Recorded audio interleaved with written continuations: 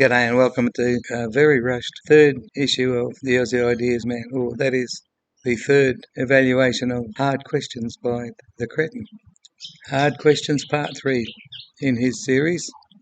You know the drill by now, so let's get into it. Okay, so let's talk about funding because this is the thing that I think gives me and a lot of other fans a lot of hand wringing. So we've been hearing that Aptera needs $60 million in 9 months to make it to production for the last couple of years. But when we saw the latest SEC supplement, it's now $70 million and 12 to 18 months. And it seems like it's going the opposite direction of what we expect, because we would expect the amount of money we need to go down and the time frame to go down, but the money's going up and the time frame's going up. Can you help us understand that? I think it's a bit of a nuance on the numbers and how you parse, our 3-year plan. Okay. Stretch that 3-year plan and looked at the 12 to 18 months before, you'd be like, oh, that's like a $140 million plan. So, now they've cut that by half. Oh, that's great. But if you if you kind of mix the variables, then it does get confusing. But our path is to get the vehicle into production as quickly as possible. As we've continually said, should a benefactor come to us to help us financially make this plan happen, it's about 9 months from when we're able to start writing big checks to when we can actually start delivering vehicles. And that hasn't changed, but obviously we want to grow past that 9 months into scaling into production. And there's been a lot of things that has, kind of happened over the last year to adjust, that plan. Working with suppliers, being able to lean out some of the tooling that we thought we needed, to produce 20 to 50,000 a year. Just having kind of the time to be able to go through that has reduced the plan significantly. And the $70 million plan, it sounds like a big number, but it doesn't have to come all at once. We could raise that in chunks. If we had if we raised $20 million over the next 3 months, the whole plan happens. Problem is, the next 3 months you got to raise another 20 million. In the next 3 months you got to raise another 20. So, the planning and the financial modeling that Blake and the finance team has done, I think is great, and it's leaned out how much we expect to need. The California Energy Commission has helped us too, because we've been able to spend money in conjunction with them, with partners like CT&S and others, to be like, okay, what is it going to take on day one to produce the first battery pack? What's it going to take on day one to produce the first chassis, the first bink, all those things. And that's brought the number significantly down. I mean, the $70 million, to ramp the vehicle into production means that, in total, it'd be less than a $200 million plan to take this vehicle from paper and idea with a lot of, new super compelling technologies in solar and battery and chassis to production, which is a fraction of what big automotive or traditional automotive would need, right? It's very cool to see Sandy Monroe come and see how far we've progressed with the money we've raised, and be in awe of how much we've done with so little money. And we try to use every dollar judiciously. We're super humble that people have graciously given us their dollars to make this vision for solar mobility happen, and we take it seriously, and we're trying to do the best we can with that funding. So obviously it'll take more to get us across the finish line, but some great things are coming together. I'm more inspired than ever that we're going to make this dream come to reality. So it's going to take a little more time, and it's going to take a little more patience, from our fans and community. But I think it's going to be an exciting summer, and certainly the next few months are going to show that. So Okay. Now, you shouldn't need me to say that was absolute waffle. It's hard for me to even remember what I have to say after that long. But I think it started with the fact that he thinks that the Cretin is nuanced. And then he says that it's exactly the same somewhere along the way. But then he starts talking about 70 million instead of 60 million. So it has gone up. In the main, all he does is then brag about himself again, how they're better than established legacy automakers. Then he butters up to the community that he's created. All the usual snake oil stuff, all wrapped into a very long reply. You fanboys ought to know when you've been sold the snake oil too many times. So let's keep moving. So it seems like in the SEC supplement, you guys said that the funding does need to come in kind of large tranches. Like you need the $20 million kind of like within a couple of months, right? So that you can have the money to put towards suppliers or to start some programs, because you have a burn rate to pay the bills and pay your salaries and things like that. And right now, crowdfunding seems to be coming in at about $1 million a month, and that basically keeps the lights on and pays people's salaries, right? Yeah, we definitely do not like the thought of kind of running on the treadmill of being short funding, right? Mm-hmm. We want to progress towards production, and I think I wouldn't really say that we've lost time over the last 2 years, but obviously a big influx of capital could have cured a lot of the problems that we've been able to cure with just time and patience and working with our supply chain. So, it would have probably been more expensive to do it that way because there's a lot of work just in finishing vehicle development that we've been able to do with a very small team.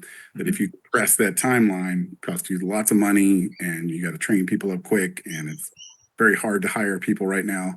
So, if we tried to compress that timeline from 2 years to 6 months, it would have cost us a lot more money. So, we think the judicious use of capital has served us well, and we'll continue to do that. But we do need to have some bigger funding events to be able to write, a $4 million check to finish up our airbag system and our ABS system and stuff like that. So, big programs, big segments of the vehicle like that, to injection molding for the interior, die casting for the aluminum parts for the chassis. Those are all super expensive, and they all seem to be 4 to 6 month lead time things.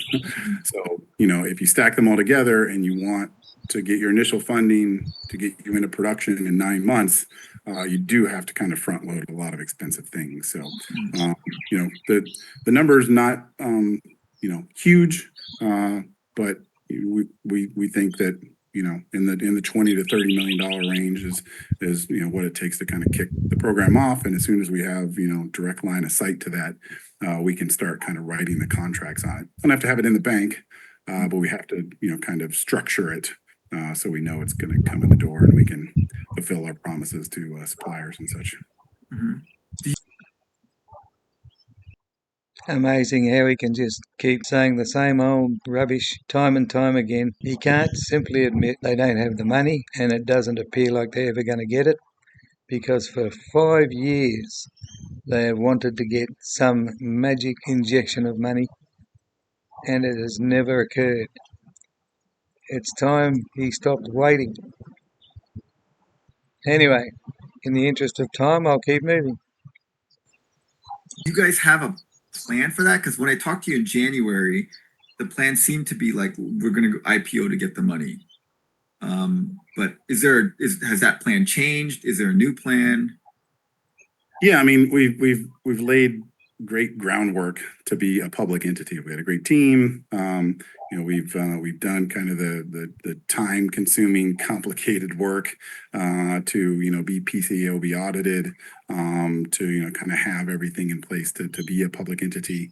But it's a complex thing to become a public company, especially when you're trying to raise money in conjunction with or along with it, or because you're now a public entity. I mean, the best thing about being a public company is that it gives you more leverage to raise capital because you have liquidity and now your company has a real valuation in the marketplace. But it's also expensive to be a public company, so you don't want to be a public company sooner than you have to be, because it's spendy, costs a lot in legal and a lot in accounting and other things to be a public company. So we think that there's lots of things that could come together in the next few months for us. Finishing up this validation makes us a much more tangible company, we feel. So we think that a lot of new interest could come into the company over the next couple months, but I think we've got a great strategy to make the funding happen over the summer. But we don't have any official announcements to make yet on that regard. Can you elaborate on what these plans are over the? Well, let's just say it's hard to pick out what he says, but it sounded like, well, we're ready to become an IPO, or ready to start the IPO, but it's expensive, but it also brings in more money, and you know what? We can't decide when to do this. Is that about right? Is that what he said? We've done a lot of work on it, but we've got two sides of a coin. A, it's expensive, and B, it brings in a lot of money. And we just can't decide which one to do at the moment. We got no idea. And so what we'll do is just tell you that one day we might make an announcement. It's comical. Summer to get the funding? There's lots of new, unique funding ways that have kind of spawned out of crowdfunding and the pandemic kind of turmoil that upset the market. So there's kind of a lot more to evaluate than there was even 2 years ago or a year ago. So we're talking with a lot of people, and we think we've got a good strategy coming together, and that strategy will avail itself over time, and we'll certainly make all of our fans aware of when it comes together, because it'll be a day for celebration, obviously, to know that we're set on a path to production and beyond. Okay. So you're not at liberty to tell us what this strategy is? No. Okay. All right. Got it. All right. Going back to that CEC grant, it said that in the supplement that you guys got an extension from them. Now, he said no. A direct answer to you're not at liberty to say. Well, I bet he's lying. I bet he is at liberty to say, but the news is all bad, because it's that he has no way to get the money fast, and he doesn't want to tell you that. There's nothing stopping him from saying, we don't know where the money's going to come from, except for the fact that in the past, both CEOs have said that don't worry about the money. There are many ways, and we're certain that we can get the money. We just haven't chosen our preferred way, is what they were really trying to tell us back then. Well, let's see if they were lying. If they were telling the truth back then, they will be able to pay for that ABS and do all these other things that they say they can't afford, whether they make it public or not. They've said they are certain of ways to get money. That's what they've said in the past. And the extension now says that you have to deliver a customer vehicle by February of 2026 for this new extension. Now, how do you deliver a vehicle by February 2026 if you need 9 months from funding, and we don't currently have the funding, and February is like less than 9 months from now? There's lots of kind of soft tooling and validation tooling that will come with the full production program. So delivering on the CEC effort is kind of just part of the plan. I'm going to not wait till the end of his waffling, because I tend to forget all that he says. It's just waffle. But this is a real salient point, and the cretin seems to think that one will do it, when actually the stipulation from the Californian government is that it be 50 built, that they needed to have 50 handmade. That's why they made these promise that they had the money for 50, because the stipulation was 50 production intent built and sold. Now, I don't believe that even 50 handmade units would satisfy the government. The government would see through that and go, no, that's not good enough. Where's your plant and inventory and everything set up to be a proper producer?